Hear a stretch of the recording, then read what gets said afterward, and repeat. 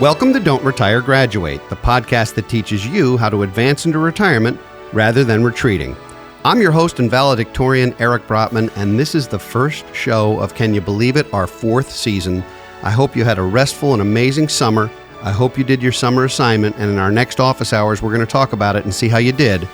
But our first guest of the 2021-2022 school year here at Retire U is Ksenia Yudina. Ksenia is a prolific entrepreneur, an MBA, a CFA, a truly a remarkable human who's going to share with us not only how she became an entrepreneur and dealt with venture capital and other things as a woman in the financial world, but also why it's important for financial planning to be for everyone and not only for the wealthy. And she's created an app that was the first of its kind to really make a difference for families at every end of the financial spectrum. So, Ksenia, welcome to the show. Hi, Eric. Thank you so much for having me here.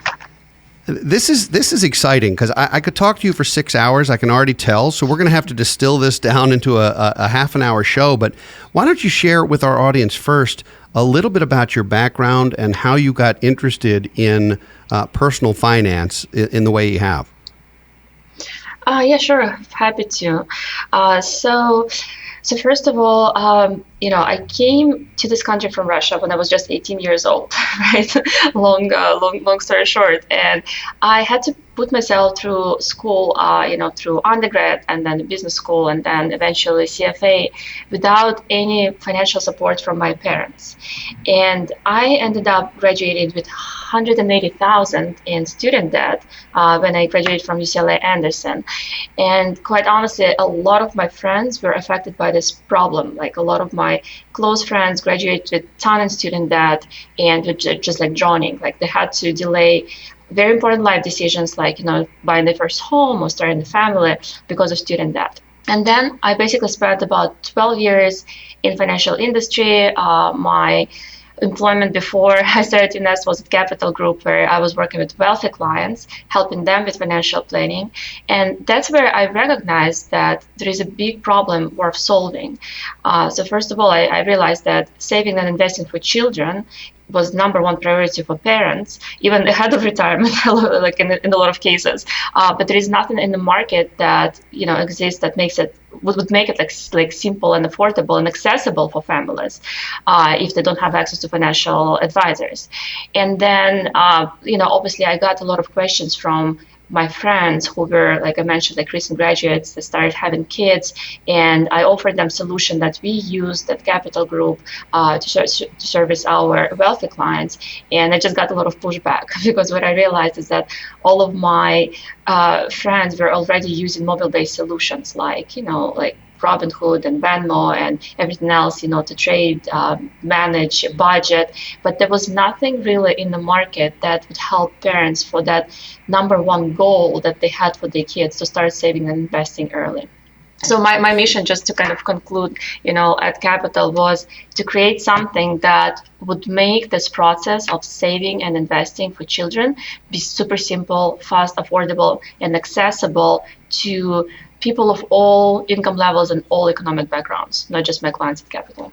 So in 2018, you founded Younest, and I've poked around on the web and read a lot about this, and I really think it is a disruptive technology in all the positive ways. Can you talk a little bit about how it works and what benefit you're able to bring to the table with this tool that maybe others simply haven't created yet or haven't found a way to do? Yeah, no, sure. So UNest basically is the first mobile-based solution that helps parents open a simple and affordable tax-advantaged investment account for their kids to save for their kids' future. And basically anyone with a smartphone can do it. It only takes 5 minutes to open the account. They can manage the account from their cell phone. They can make additional contributions, change investment plan, use college savings calculator. And on top of that, we also have two amazing features to help families save even more. The first one is gifting. So friends and family can easily contribute into the child's account for birthdays, holidays, and like other, important occasions. And especially during the pandemic, it became super popular because people cannot see each other in person. So it's just very, simple to send money to child's account electronically. And the second one is our partnership with a lot of brands through Unest rewards. So every time when our families shop with brands that they love, they make a purchase or like make a subscription, they actually get rewards from those brands right into the child's investment account. So it's basically like every time you spend, you basically also save and invest for your child's future. So I did see some of these brands, and that is cool because one thing I know particularly about Americans is we love to shop. And so I imagine there are lots of contributions being made to these accounts organically in that way, which is terrific. And gifting is a big deal because it is not always easy for people to know how to gift to their particularly grandchildren. And you can only, when you're 4 years old, you can only have so many stuffed animals. A gift to something that's going to be a lot more meaningful sometimes makes a huge difference. Now, how does UNest differ from, for example, UPromise, which is one of the 529 college savings plans out there that has what sounds like a similar model, but I think on a more limited scale? UNest is bigger than that, right? Yeah, so we definitely our platform grew extremely quickly in terms of number of users and number of brands in the past several months. But I would say couple major differences. So first of all, we do not offer 529 plans. We actually started with 529 plans and we transitioned to a different type of account right in the middle of pandemic. And the reason for that basically was profound feedback from our user base, from our families, from parents, that they do not want restrictions associated with 529s, especially during the pandemic when education shifted online. And a lot of people were questioning whether the cost of education is sustainable and whether the kids will even go to school. So just to kind of give you a quick overview how two accounts differ, right? 529 is amazing financial tool to save for education, to save for college, and they can't grow tax-free. But the downside is that if you don't end up spending it for college or educational expenses, you actually lose all tax advantages, and the earnings portion is penalized by 10%. So when we transitioned to UTMA, so UTMA is basically a great alternative to save for your kids, for college or other expenses. It also has amazing tax advantages, but it doesn't have the same restrictions. So basically, as long as you spend, the funds for your child, for anything that benefits the child. It can be the first house, it can be the first car, it can be the wedding day. You actually do not get those penalties and you still can enjoy the tax advantages. And in terms of rewards, so you mentioned UPromise, and it's been around for a while, but the feedback that I got from some of my friends that have been using it, they started using it 15 years ago, is that they were not able to accumulate sufficient rewards using UPromise. So basically, rewards typically are based on percentage of purchase and result in pretty small, addition to the 529 account, versus with our Unest rewards, parents getting anywhere from $10 all the way to $100 per purchase they make. So the rewards actually do result in pretty significant savings. That is significant, and I can see how it would add up quickly, especially if you start your kids young. Now, when you finished your MBA at UCLA, you had $180,000 of student loans. You were married with 3 kids, is that right? That's correct. I graduated from UCLA. I had 1 child, and then I started at Capital Group, and found out that I'm pregnant with twins. So that was an interesting surprise. So you decided to have a second child and got the bonus plan. That's right. I'm all for efficiency, Okay. Oh, that's funny. So how did you get out of that student debt? I mean, we try and encourage people as much as possible to avoid student loans. I consider them in most cases to not be very helpful, especially for undergrad. Yeah. A little bit different for graduate school if it's truly going to enhance your income potential, depending what field you're in. But for undergraduate school, there's so many options to avoid or minimize student loans. Yeah. I imagine you feel that they're an albatross around your neck and that they're a problem. But how did you get out of the student debt? Are you willing to share sort of your story of getting out of that, what is really a massive financial hole at a young age? Yeah, no, that's a great question. And I would say I completely agree with you for the undergrad. Like, there are some ways that you can use, some tools that you can use to avoid that, right? Financial aid and scholarships. And there are some, other ways. So actually, when I was getting my undergrad, I did not get any student debt at all. Like I was fully on financial aid, which was great because I was very proud that I was able to get myself through school without accumulating any student debt. But the graduate degree was a different animal because I am a big believer in education. I believe that education opens so many doors in life, and obviously that was the reason I decided to get my MBA and I decided to pursue my CFA. But with graduate degree, it's pretty much impossible to avoid student debt because school is so expensive. Like we're all talking about inflation in this country, and inflation is pretty low. It's like 1.5, 2%, and the tuition cost was increasing like 6% per year. Right, it's like triple that. So when I got to Anderson, basically I didn't have much option. Like I did have to get a little bit in debt to afford school. And in terms of like how am I getting myself out of student debt, I'm not completely debt free. Let's admit that it's not so easy just to get rid of it. Like after you graduate, I basically got myself on the income-based plan, and like my student debt payments just attached to how much I make every month, and I like little by little on a monthly basis paying it off. It's been said, how do you eat an elephant with a spoon, and it's one spoonful at a time? Yes. That is a really, really big loan. And we've seen folks with sometimes between married couples, we've seen them with $500,000 of student debt. Yes. It's like having a big house payment with no house. Yes. Eric, you're talking about couples. Like, let me share a quick story. Like, I have like one of my best friends. We actually we both came from Russia, and we both like have very successful, careers.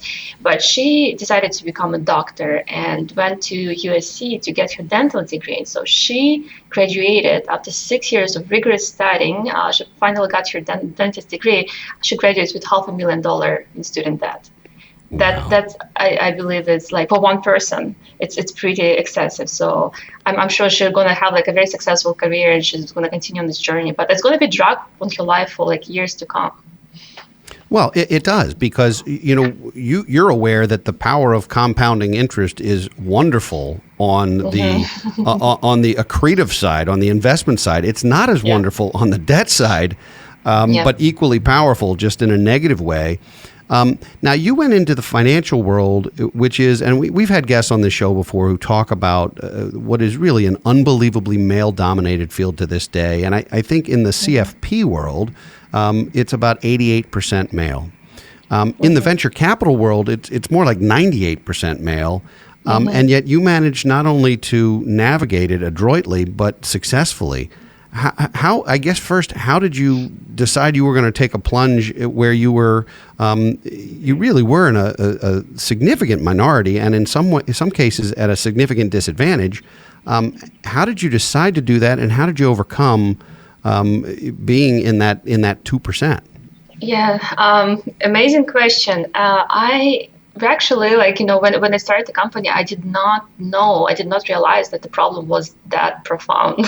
So I was very oblivious, when I quit my job at Capital Group and decided to start this entrepreneurial journey.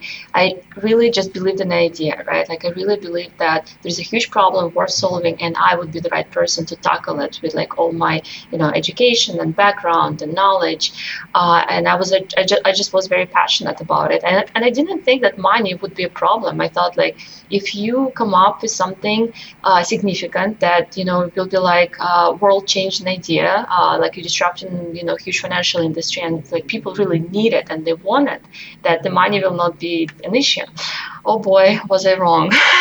because, and by the way, like you mentioned, in the CFA world, like I was still a minority, like at Capital Group in finance. I was always like in maybe like 10% of, female professionals. But getting into venture capital and into startups, I realized that this is where like there is like a real inequality and like there is like a real disparity, and it's really hard for women to get access to capital.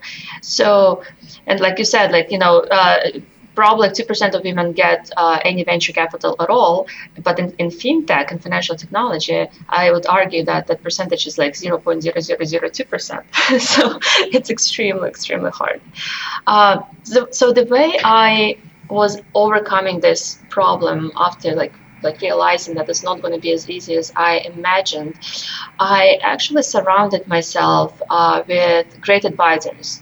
And those advisors were, repeat entrepreneurs, industry professionals, fintech founders with extremely amazing track record. And I gave them, a little bit of my company, like some equity in the company, and I asked for help navigating this extremely complex and male-dominated industry. And they actually were making a lot of introductions, and they were validating my idea, and they were explaining investors that what I'm working on was actually breakthrough idea, and it's worth looking at. I'm very thankful to those advisors that made it happen for me. Another interesting kind of angle I took, my first round of funding, the seed round, which is historically the most difficult for entrepreneurs to close, was actually led by Artemis Fund. And Artemis Fund is specifically focused on female entrepreneurs. They invest in exceptional women entrepreneurs, and this is the entire thesis. They believe that companies that are funded by women have like greater results, more probability to succeed, and they have like a great backing from some financial institutions and wealthy individuals. So I, again, like extremely grateful for meeting Artemis at the right time of my journey, and extremely grateful for the mission to support female entrepreneurs. You shed a lot of light on the how. The surrounding yourself with a great team and a deep bench of advisors is, I think, a best practice in any industry, in any field. Mm-hmm. And then, identifying potential seed capital, which is always the toughest. It sounds like you found a resource that was right up your alley. I guess the question isn't so much how anymore regarding the domination of men in this industry. The question's why. Why is it that women entrepreneurs have trouble getting financing, getting seed capital, when the data seems to show, if anything else, that a lot of women entrepreneurs are more successful than their male counterparts? So why in the world would this still be happening? What's the why? Yeah, I think couple of reasons for that. The first reason is some just unconscious bias, right? That it's very hard to overcome. It's very relationship-based business, right? And when we build relationship, it's much easier to give money to someone who looks like you and acts like you and speaks like you, right? And so a lot of venture capitalists just don't see women as representing them. They look very different, and they're very unusual type of founders. So I would say, first of all, we're not perceived psychologically as capable and as qualified and credible as men. Second reason, I believe, is just we are, women, a lot of times just don't have access to the same type of networks, right? That's what I realized. Even in fintech, a lot of times we have this breakfast for female founders in fintech, or evening event for female founders in fintech. And in my mind, in order to get us connected to the capital, you can't really segregate, female founders, right? It needs to be very inclusive group of people working together, where everyone is measured by their merit, and it's crucial to create those connections. It's crucial to get to meet people face to face, and you can't just put female founders in separate room, hoping that they can find capital from other female founders. And I would say the last one is also the lack of successful exits, right, for female founders. We do need more role models. We do need more kind of like just track record, more female founders that make it to IPOs, more female founders that go through successful acquisitions, that other female founders, first of all, would understand that, hey, this is possible, and like I can do this. If she can do it, I can do it too. I can try it too. And also that investors will actually see the results and will not look at us as a high risk with lower probability of success. My daughter's 11, and I want her to listen to this episode at some point, maybe not at 11, but some point soon, to hear your message, because I couldn't agree with you more. Seeing someone have a level of success is motivating and does matter, and particularly when it's someone you can identify with somewhat. I certainly get that. Let's shift gears a little bit and talk about how financial advice reaches folks who are not the wealthiest, 1 or 2 or 3% in the country. And we certainly know that there's, you've heard of blue ocean versus red ocean, and there's a lot of high-end, high net worth firms fighting over the multi-millionaire homes and the or multi-millionaire households, and they're sort of clobbering each other for the multifamily office business and all this kind of stuff. But most of the country is not in that boat and desperately needs financial guidance and advice that's affordable and reliable, and isn't, a lot of times the I'll call it middle income folks or middle class they're relegated to getting advice from salespeople. People who yes, they might call themselves advisors, but oftentimes they're selling product, and that kind of creates a stigma that's a fair stigma. So where do people go for good, objective, affordable financial advice if they're not ultra wealthy? Yeah. So first of all, like the reality is that 90% of people don't even have access to financial advice, right? And those are people who need it the most, as you mentioned. So the interesting thing about our platform at Unest, we have about 90% or 95% of people parents who make less than 100,000 a year. So this is like the income level, right? So like our mission is definitely to make it accessible to people of all income levels, of all economic backgrounds. It's complicated right now. Parents and people, like you said, with just average income levels, they're looking for solutions online. They're looking for solutions on mobile. Pretty much the default method is to go to Google or to go to App Store and start searching, right? Especially during the pandemic, that desire for people to save has intensified and increased significantly, and people are saving like 30% more right now. But also desire to find, qualified financial advice, to educate themselves about financial literacy, increased significantly during the pandemic. So again, like people just looking for fast, convenient, affordable, accessible, mobile or electronic methods. And in my mind, what's happening with financial advice right now is very similar to what was happening with e-commerce like 20 years ago when Amazon started with like selling books and then selling like other type of goods. Everything is going to be digital very soon, right? 10 years from now, I would say that because technology makes it so much easier and convenient and automated and accessible, like financial advisors still will be there for the wealthy, maybe for 1 or 2%, but most of the people will be using electronic means to access financial advice. And another thing, in my opinion, this is all for the better, right? This is for the benefit of people who need it the most, because they can finally get qualified financial advice without even meeting with anyone face to face, without spending 2 hours, without like trying to understand complex financial concepts, but also because financial advice is becoming mainstream. It's becoming more affordable for everyone, right? And the way basically like our platform kind of also makes it more affordable for everyone is, so compared to traditional financial advisors who typically charge based on AUM, they have like very high commissions, some hidden fees, right, that people not even aware about.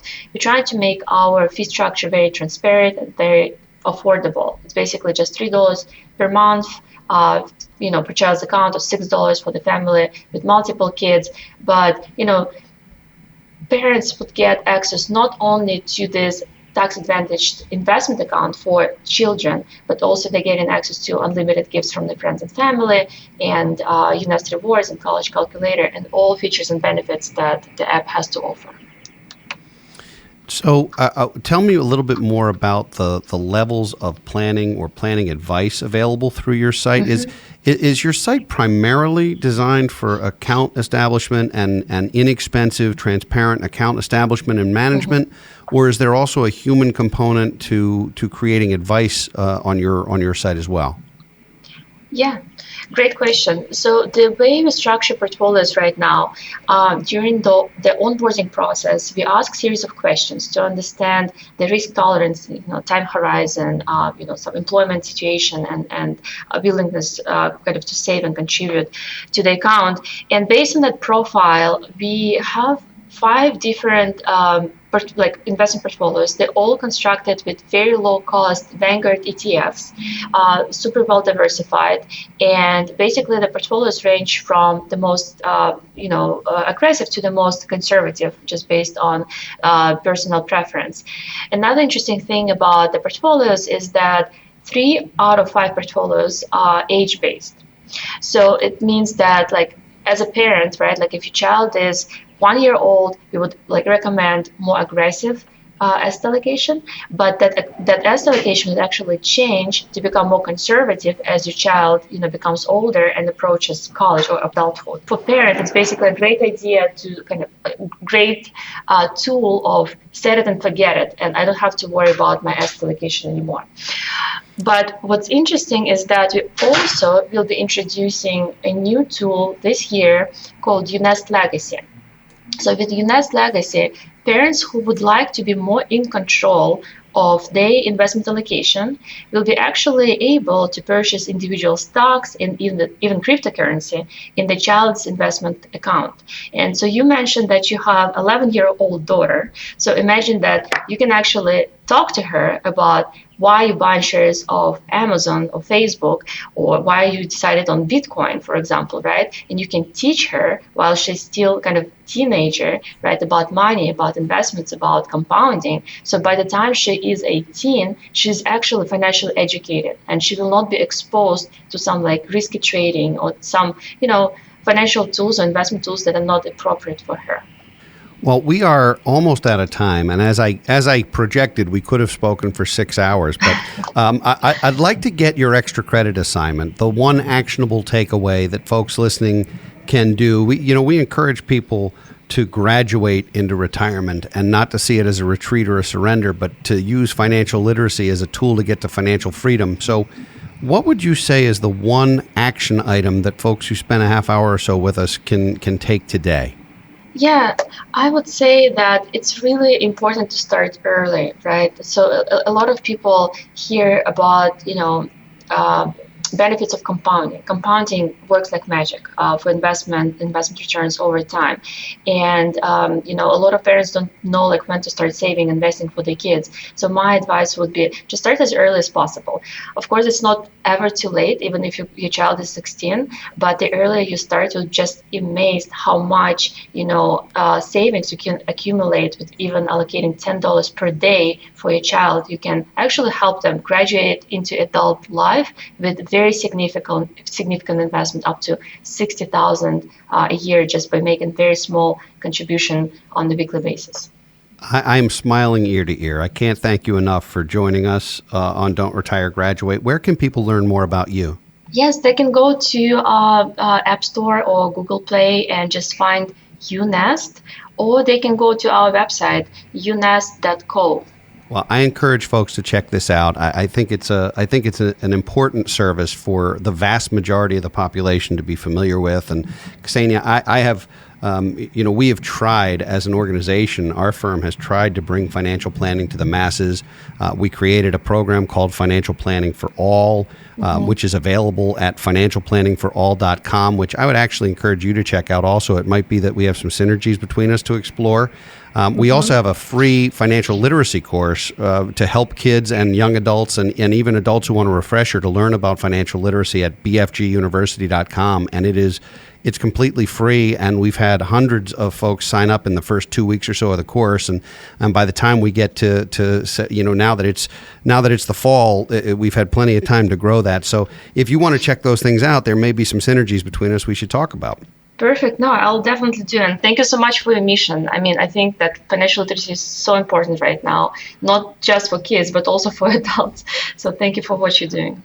Well, I thank you for what you're doing as well, and you've been a great guest. And to all our listeners, thank you for listening. If you like what you hear, please subscribe to our podcast and post comments and reviews on Apple Podcasts or other download sites. Don't Retire, Graduate is a book available in print, Kindle, and audio formats, and a workbook with all the steps you need to build your own financial freedom plan.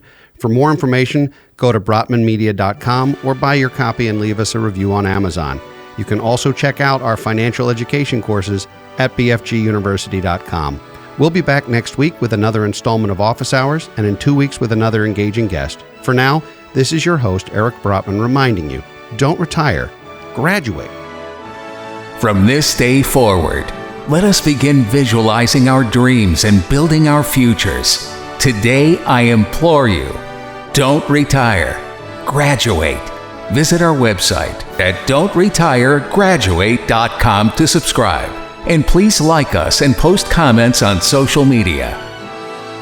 Securities offered through Kestra Investment Services, LLC, Kestra IS, member FINRA SIPC. Investment advisory services offered through Kestra Advisory Services, LLC, Kestra AS, an affiliate of Kestra IS. Kestra IS or Kestra AS are not affiliated with Brotman Financial or any other entity discussed.